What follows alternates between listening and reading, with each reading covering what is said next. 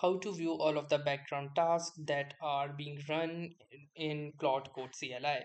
So hey guys, welcome to this tutorial. In this tutorial, I'll guide you through the exact steps on how you can find all of the background tasks that are currently running in the background of your Claude Code CLI.